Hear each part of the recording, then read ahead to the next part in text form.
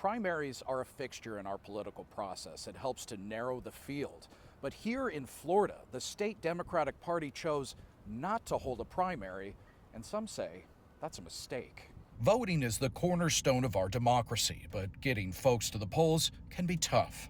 We had some tremendous successes all across the state. Nikki Fried is the chair of the Florida Democratic Party. Of the approximately 47 races that we had a Democratic candidate and incumbent in last night, Democrats won at least 25 of those, and a few that are going into a runoff.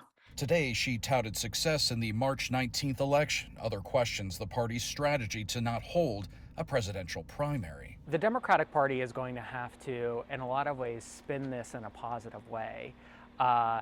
In other particular manner, they missed an opportunity to potentially engage voters in an earlier manner, begin the organizational processes for November. Dr. Joshua Skako is the director of the Center of Sustainable Democracy at USF. He says not holding a primary is a missed opportunity. Getting individuals voting early and getting them voting on a regular basis is actually very important in a lot of ways, because you're essentially priming them or preparing them for what's to come in November. He says this could have had an effect on some of the local races, but for Fried, that's not the case, saying the party has taken this route before when Bill Clinton and Barack Obama were in office. When it came to impacts of last night, it had no impacts on the results of last night.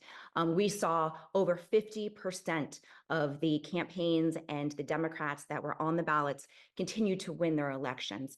Dr. Skako also says that this should have been a great opportunity for the Democratic Party to really fire up their base and to make sure that everybody is registered. And they say now that the Republican Party has a leg up on them. Jeff Van Sant, Spectrum News.